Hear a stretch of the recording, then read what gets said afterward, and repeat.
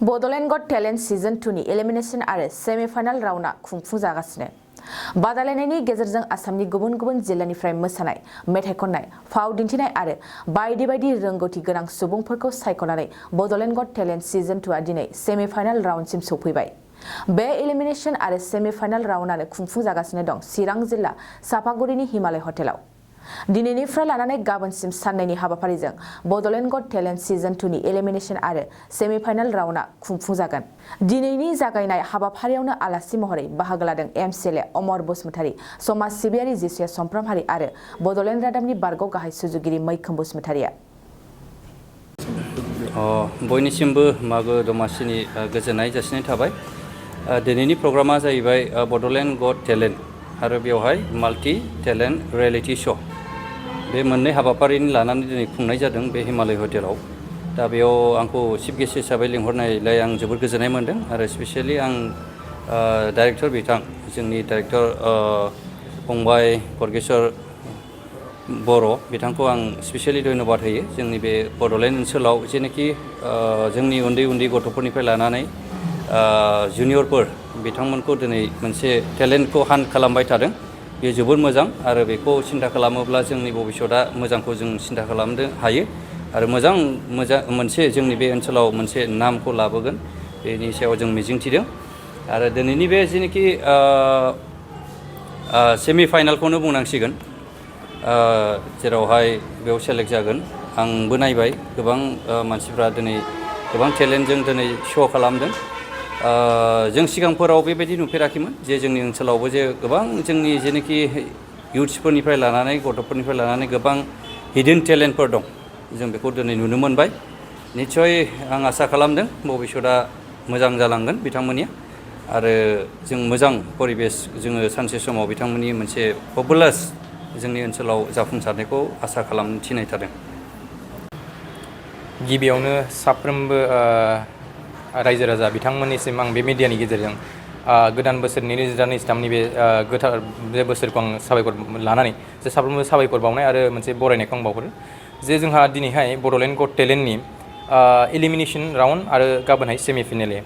दा जोंहा बेयाव 15 जनसो दाब दाब जायगानि 15थासो मतलब डिस्ट्रिक्टनिफ्राय गोबां 100 मतलब 10 जन जायफोर बाहागोदारिफोर बिथांमोना मोसानाय, मेथाइ खननाय, दामनाय देनाय, ड्रामा दिन्थिनाय आरो बिट बक्सिं जायखौ होननानै बुङो खुगाजों थारमाने मिउजिक दिन्थिनाय आरो बायदि रोखोमनि टेलेन्टखौ जों बेयाव नुनो मोन्दों बड'लेण्ड गट टेलेन्टआव। दा जोंहा मेगा राउन्ड जोबनायनि उनाव दिनैहाय एलिमिनेशन आरो सेमिफाइनाल जोंहा हिमालय हटेलाव जेराव जानो हादों आरो जोंहा बे एलिमिनेशन आरो सेमिफाइनाल जोबनायनि उनाव जोंहा ग्रेन्ड फिनाले जागोन, जेराव बेखौ जों धुमधामैनो खुंगोन। फैबाय थानाय समाव ग्रेन्ड फिनालेखौ गोगोमथारैनो साफ्रोमबो रायजो राजाखौ आं खावलायनो लुगैयो बेयाव बाहागो ला, ग्रेन्ड फिनालेयाव नायफै जों खावलायगोन साफ्रोमखौबो। दा दिनैनि जे एलिमिनेशन राउन्डआव बेखेवगिरि हिसाबै गाहाय आलासि हिसाबै नुजाफैनो हादों जोंहा सायखं बसुमतारी आरो बिथां मानगोनां एमसिएलए बिथाङा जायखौ होनना बुङो बि सावरायग्रा जोंहा सार बिथांखौ आं साबायखर बावदों गिबियावनो। आरो लोगोसे नुजाफैनो हादों रादाबनि गाहाय सुजुगिरि बारग' सुजुगिरि आरो बड'लेण्ड रादाबखौ दैदेनगिरि मैखोम बसुमतारी बिथां आरो गोबां आलासि नुजाफैदों। दा आसा खालामो फैबाय थानाय समाव बेबायदिनो जेरैबायदि मदद खालामदों साफ्रोमबो मोनसे मरेलि सापर्ट एबा आसा खालाम फैबाय थानाय समाव मरेलजों लोगोसे जोंनि बिटिआर गभर्नमेन्टआ फाइनान्सियेल सापर्ट आरो माखासे गाइडेन्सखौ होनानै बे बड'लेण्ड गट टेलेन्ट जाय नायल' जाल' मोनसेल' प्रग्राम जेराव रियेलिटि श' बियो थांनाय 2019 मायथाइनिफ्रायनो बियो जादों। फैबाय थानाय समाव जोङो बेनिफ्रायनो नेसनेल आरो इन्टारनेसनेल लेभेलाव जोङो बे हाबाफारिनि गेजेरजों जों माखासे बाहागोदारिबो जों दैथायहरबाय आरो थांनाय 2022 नभेम्बर आरो अक्ट'बरनि गेजेराव जोंहा थाइलेण्डआव जानाय मोनसे प्रग्रामाव जोंनि बड'लेण्ड गट टेलेन्टनिफ्रायनो ब्रन्जनि मेडेलबो जोंहा देरहाबोनो हादों। दा बियो बिराद जोंनि थाखाय गोग्गाथाव। आं आसा खालामो रायजो राजायाबो मदद खालामगोन आरो लोगोसे बिटिआरनि खुंगिरि जोंनि मानाव गेदेर गाहाय चिफ बिथांजोंबो जों सावरायदों आरो फैबाय थानाय समाव मोनसे जोंहा स्पेसियेल मिटिं जिरायगोन होननानै बुंदों, बाथ्राखौ होदों बिथाङा। दा जों आसा खालामो बियो मोनसे साक्सेसफुल प्रग्राम जागोन होननानै आरो फैबाय थानाय समाव बियो थांबाय थानाय मोनसे गोलाव समसिम बियो मोनसे हिउमेन रिसर्स प्रडाक्ट खालामगोन होननानै। गोजोन्थों। फाइनाला माब्ला जागोन? फाइनाला जागोन जोंना जेराव दा फेब्रुवारिनिफ्राय लानानै मार्च मासनि गेजेराव मोनसे HLC आरो HS एग्जाम दङ, जेराव जायफोर बाहागोदारिफोरा बेयाव बाहागो लादों आरो बिनि थाखायनो जों सानदोंमोन मार्चआवनो खालामनो नामा, फार्स्ट उइकआव फेब्रुवारियावनो खालामनो नामा बिदि मोनसे सावरायदोंमोन। नाथाय जों सानबाय दा मार्च मासनि लास्ट उइकआव नङाबा एप्रिल दाननि फार्स्ट उइकआव जोङो ग्रेन्ड फिनालिखौ साखाफारा खालामनो मोनसे थांखि लादों। गोबां खना खना जायगायाव माने गोबां टेलेन्टनि सुबुंफोर दङ। दा नोंथांमोननि बे बड'लेण्ड गट टेलेन्टआव बिथांमोना सुबिदा मोनाखै। दा नोंथांमोननि बे जिथु स्टेजाव फैनोब्ला माबायदि फैनांगोन बिथांमोना? जोंहा मोनसे बड'लेण्ड गट टेलेन्टनि वेबसाइट रेडि जाबाय आरो जोङो मोनसे मोनफ्रोमबो डिस्ट्रिक्टआव जोंना मोनसे साब कमिटि दंसै।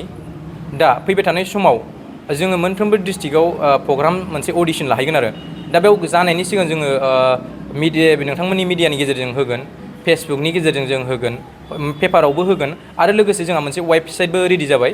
हयथ' इनकेस सोरबाफोर जुदि फिजिकेलि जुदि अडिशन होनो हायाबा, बाहागो लानो हायाबाबो बिसोर अनलाइन अडिशन साबमिशन खालामनो थाखाय मोनसे केटेगरिखौ जों दोननाय जादों, जेराव साफ्रोमबो जोंनि आसामनि गेजेराव एबा बिटिआरनि गेजेराव एबा खना खनला जायगायाव थानाय सुबुंफोरा बेयाव बाहागो लानो मोनगोन।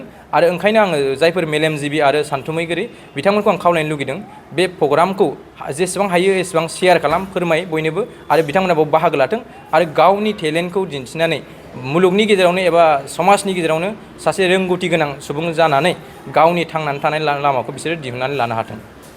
आंनि मुङा अंगिता बर'। बहानिफ्राय फैदो? रंगिया। सोर सोर फैदों? बाक्सा मामि ओमफ्राय आदा आं। दिनैनि नैबे जिथु हाबाफारि मा मोसानायमोन? आं बड' गान मोसादों।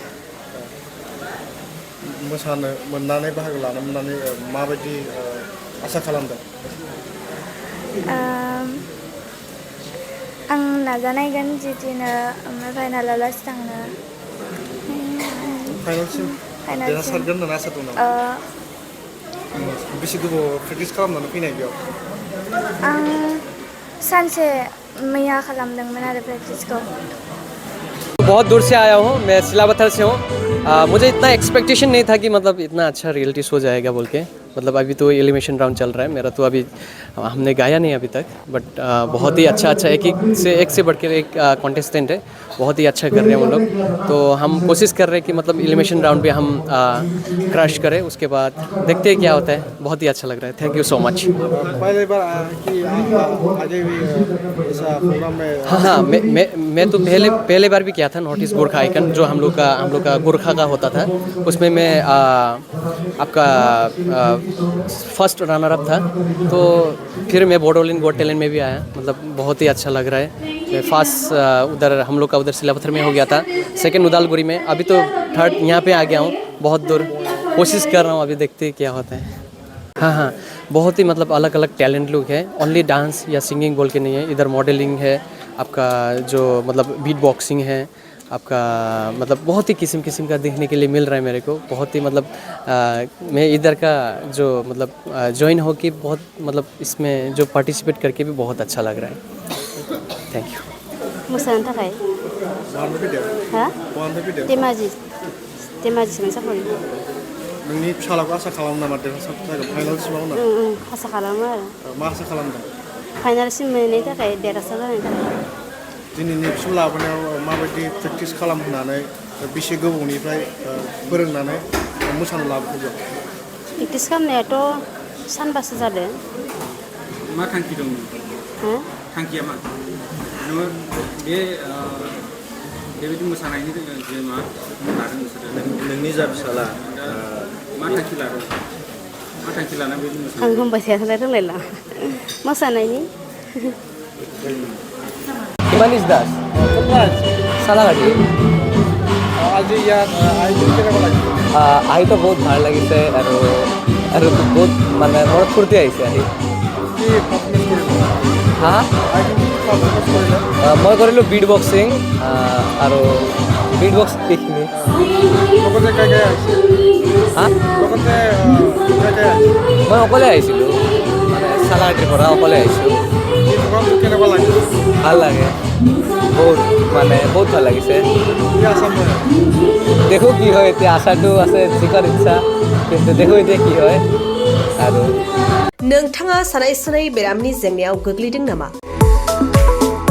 जुदि नोंथाङा सानाय सुनाय दंब्ला जिंगासिनांगौ गैया।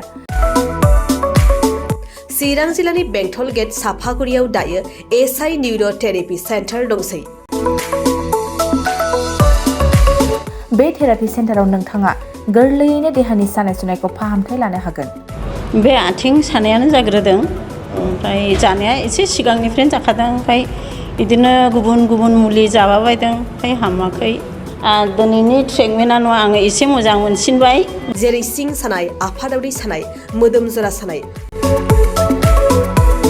आइजोफोरनि जेंना, खर' सानाय बायदि बेरामखौ फाहामनाय जायो।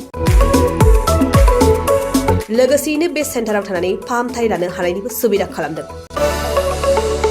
नोंथांमोनहा ASI निउर'थेरापि सेन्टाराव फाहामथाय लानो गोसो दंब्ला नैबे मबाइल नम्बर 7620160459 नङाब्ला 9476977956 आव थोंजों सुलाद लानो हागोन।